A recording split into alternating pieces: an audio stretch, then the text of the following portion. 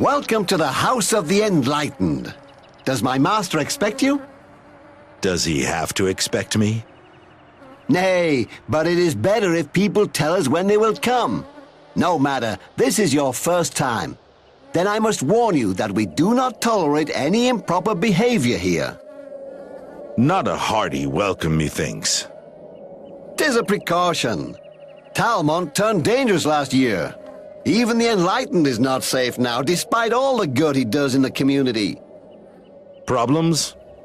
You could say that. Those strange murders in Comorin and Covengore, there is a legend involved, and most people believe it. Why do you care? Local people say that Iron Shoes never appears without a reason. Someone has disturbed his slumber. What or who is this Iron Shoes? No one knows for sure, but I saw the murdered ones with my own eyes. 'Tis likely someone used the Iron Shoes legend to settle old scores. Nay, not this time, believe me. People say that the Enlightened One should do something, or even that he summons Iron Shoes himself. Dangerous times indeed. The Enlightened One? I have never met anyone who speaks like he. No matter who comes here, nobleman or peasant, he treats them all as equals. And that is magic, a gift from the gods. Why do they all come here? And why are you here? For information, consolation, good advice? Enough to make people travel for many miles? Farewell.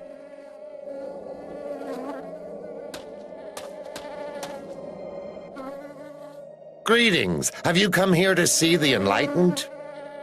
Do you work for him? Errands, guard duty. The Enlightened travels a lot. He needs someone to care for his property when he is away. That sounds like a good job. Indeed. Rake and I did many things before the Enlightened found us and took us away from Kudenar. Have you heard about the orcs? Aye. Who has not by now? Castle Hadeborg has surely fallen by now. They say it cannot fall, but I was there before the siege started, and they did not have enough provisions for a long siege. Why did you come north? We had a difference of opinion with a jury. They wanted to hang us, and Enlightened saved us. We thought he must be mad to take two murderers as private guards, but, well, we knew nothing of his talents then. And what of his talents now then?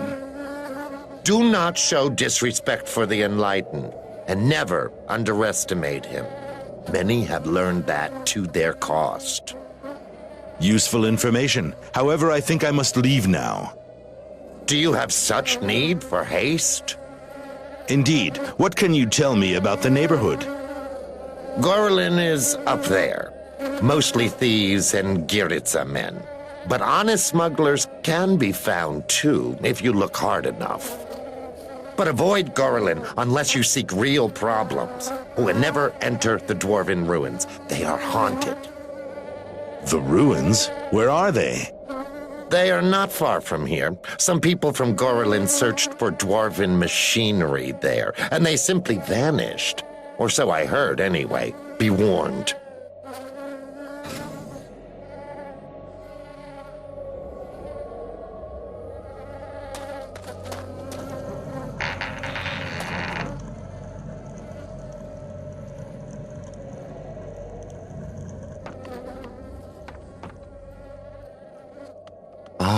I sense a soul in search of answers.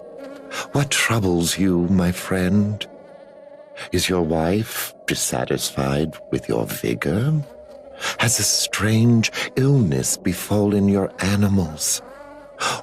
Or is it a greedy neighbor? Nay, your problems are graver than that. I see it clearly.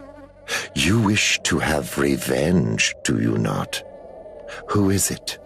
A rival? A treacherous woman? Why do you seek the enlightenment of the gods? Of what gods do you speak? What god do you need most? They all speak to me when given the proper offering. Show me how much you are willing to pay, and I will tell you if you will get your answers. Do you speak thus to all who consult you? How can it be that the Highlanders have not yet covered you in tar and feathers? My friend, a man must speak many different languages. I give them what they need, but you are in need of something else. Aye, there is always a chance that someone will not like what they hear. At such times, Jar and Rake get some exercise, but not often, not often. To business, to business. I heard of a bounty hunter who wanders around, asks difficult questions, and draws attention to himself. I am sure he is in need of much information. You are indeed aware of what people wish to know. What do you want in return for this? Nothing this time. Mayhap in the future I may ask you for some small favor, but not today. I will remember that. I hope you will. But tell me, young man, what do you wish to know?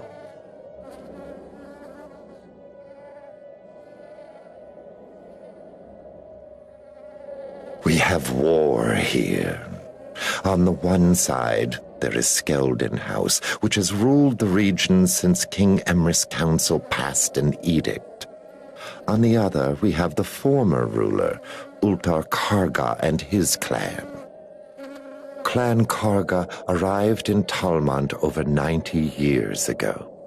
At that time, even the dwarves did not wish to live here.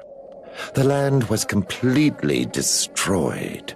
The Groms were as powerful then as they are today, and barbarian tribes from the glacier ventured to the very walls of Tarbakin, which was a dwarven fortress in those days. Rumor has it that the dwarves fled because of the taint, but I do not believe it. I had many dealings with that race, and I tell you, you cannot fathom their ways. Unless you are a dwarf, of course. The Karga clan proved to be tough but able Highlanders. They helped newcomers to settle in. They also repaired a large part of the ancient dwarven citadel and turned it into the city of Tarbakin. So, Talmont was colonized within the last 90 years? Do not forget that dwarves tolerated human settlements even before the Treaty of Covengor. But only the destitute sought succor here at that time. Satrius, King Emrys' father, stood behind the Karga clan then. The clan provided stability in this region, a valuable region for the king, for many reasons. Mineral deposits? More than that. When the dwarves moved north and allowed no one to cross the Yarut boundary, Tarbakin was the best place and the safest place for trade. And without Clan Karga, Tarbakin would not exist today. Why are they now rebels? And what of House Skeldon? Politics and gold, my friend. Since the dwarves cut off any contact with us 5 years ago, Talmont brought in hardly any revenue, and the orcs only made things worse. So someone in the Royal Council decided that the Karga clan should relinquish their power. I take it they did not wish to do this? Would you? Why cannot Skeldon House put an end to the rebellion? Is the Karga clan so strong? This is Talmont, friend. Dwarven ruins, mines, and places to hide are everywhere. And the clan knows this country better than anybody else. After all, 'tis their home. Tarbakin is the largest in the region. When they founded it, the Karga clan could not know that it would one day become the fortress of their sworn enemies. There are also other settlements, mostly fortified villages, but they prosper not. Comorin, the woodcutter's village, is almost deserted now, and Covengor has seen better days. There are also mines and the excavations, but 'tis better you avoid that place. 'Tis a prison. Rebels, people who could not pay taxes, bandits, and other lawbreakers are forced to work there. Skeldon House earns much from it. How do they earn so much? With dwarven artifacts. When the orcs marched north during the war, the dwarves hid or left behind many treasures. 'Tis possible that Ebrat Skeldon found one of these. And the dwarves? They had more than 200 years to dig for their lost treasure. Mayhap they did not know where to look.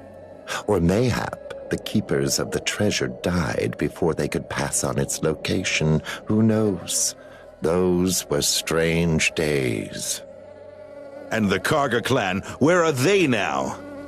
If the rebels wish it so, they will show you. Do not ask me. The Karga clan are unhappy with me of late. I do not wish to antagonize them more.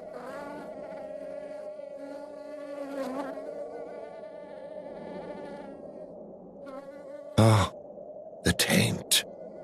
People do not speak much of it. They prefer to pretend that it does not exist. Strange indeed. Mayhap. But the taint does not appear everywhere and is quite predictable. Highlanders are very practical people. If something leaves them alone, then they leave it alone. If Groms burn their village, or Iron Shoes breaks into their houses and kills their families at night, those are troubles they can understand. What is this Iron Shoes? At least 5 villagers from Comorin and Covengor lost their relatives because of it. It is something that kills people stealthily in the night. You wake up and see your wife lying dead beside you, and no one has seen or heard anything. Iron Shoes, you say? Indeed. Catalan was not ready for war, not for an orc war of such ferocity. However, there are questions of greater import.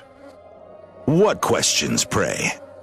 Have you heard of the prophet who united the orcs in 340? 5 years have passed, and still we have no inkling of his identity. How can this be? Is he an orc? No one knows. If he is an orc, then he has won their esteem more than any orc before him. And the orc hordes are united now in their common belief in this prophet. They will not stop until they have what they want. Did you know that they seek the tomb of Azeral? Their god. There is a legend that he is not dead, only imprisoned in a metal tomb. Verily, only a legend. But the orcs search for it diligently, and they do not search alone.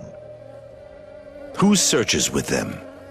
My sources tell me that there is someone else who looks for the tomb, skilled enough to remain in the shadows, but he leaves some traces of his passing. What kind of traces? Too many questions asked on the subject of Azeral in too many places for it to be mere coincidence. Those are traces. Something is afoot, and whether 'twill be good or bad for Catalan, no one can tell.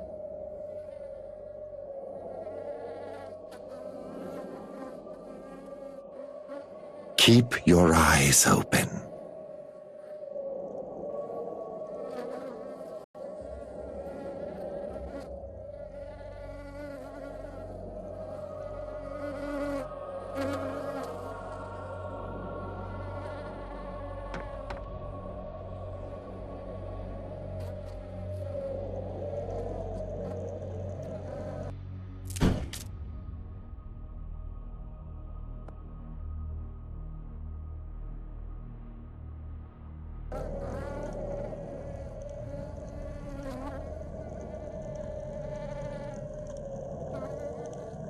So,